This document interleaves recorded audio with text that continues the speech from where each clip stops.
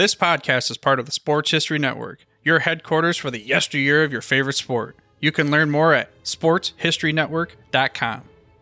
Hi folks, welcome again to another episode of Pro Football in the 1970s. I'm your host Joe Zagorski, and in this episode we'll be talking about what offense from the 1970s would best fit in with today's pro offenses in the NFL. Now, offensive football as we know it today employs a pass-first approach, and that is true across the NFL.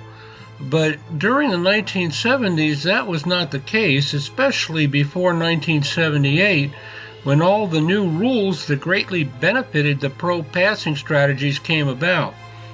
I wondered which team from the 1970s might be able to fit in and exist in 2024 based on the offensive plays that they used in the 1970s. I approached this topic on my Facebook page, The NFL in the 1970s.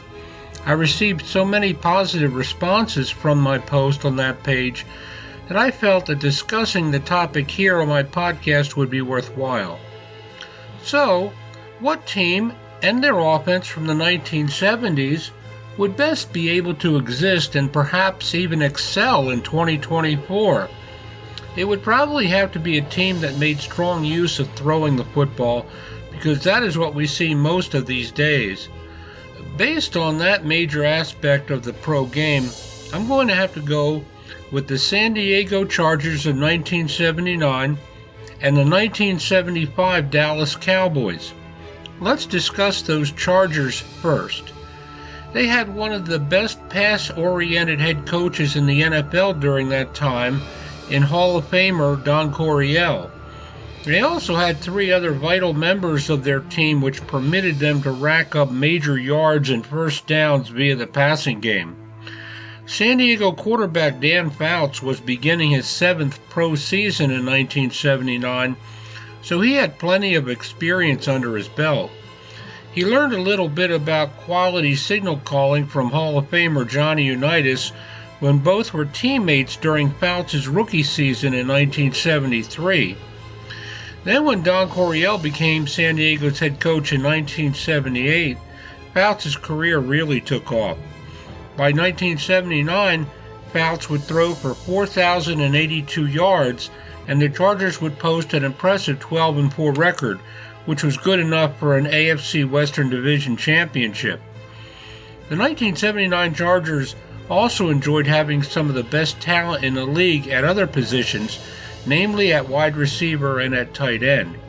Their receivers were the dynamic John Jefferson and the reliable future Hall of Famer Charlie Joyner. Their tight end was another future Hall of Famer, Kellen Winslow.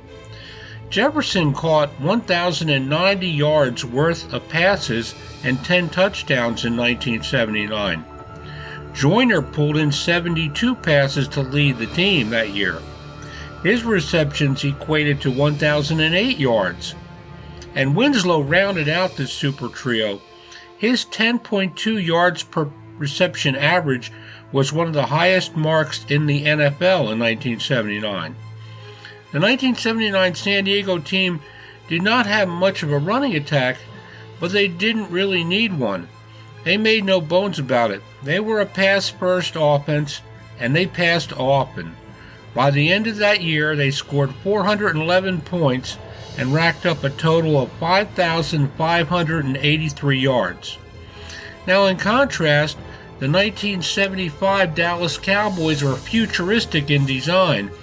Head coach Tom Landry had decided to resurrect the old shotgun formation prior to the beginning of that year.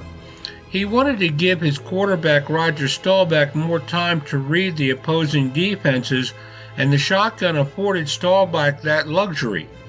By the end of the 1975 season, Staubach's passing statistics improved in virtually every important category, including completions, yards, and touchdowns.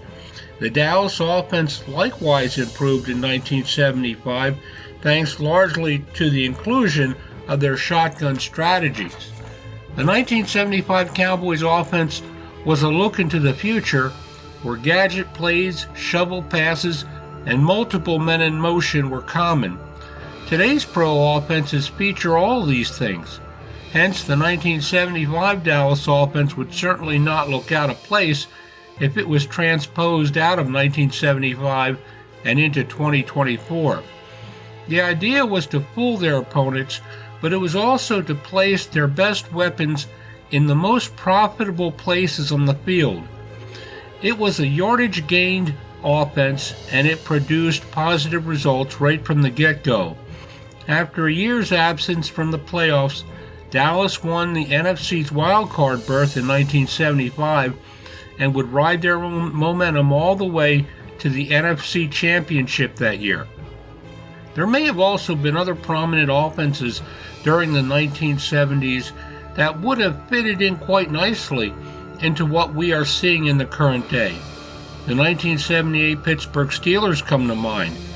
Like the 1975 Cowboys, the 78 Steelers featured a solid blend of both running and passing the ball.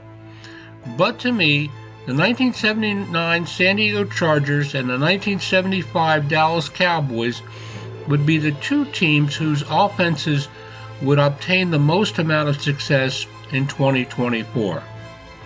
Now for our trivia question. What player led the 1979 San Diego Chargers in rushing?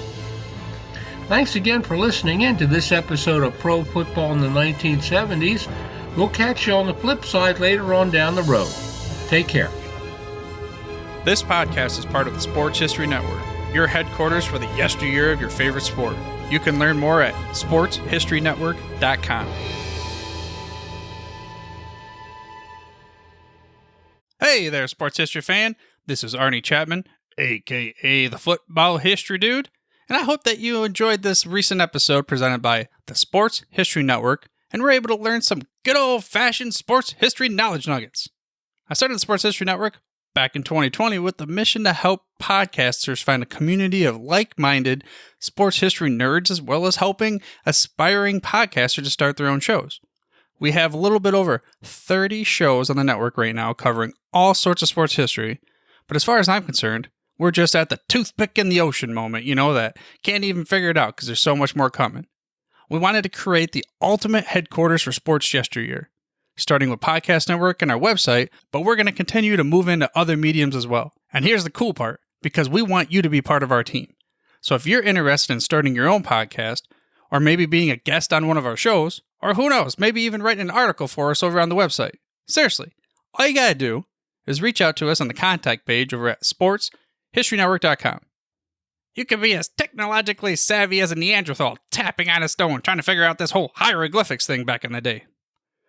Again, it doesn't matter, because even if you don't understand the whole podcast space, we have a production team that can pretty much help you out with doing everything. All you gotta do, head over to sportshistorynetwork.com, head to the contact page, fill it out. That message goes right to me, and I'll reach out to you as soon as I can.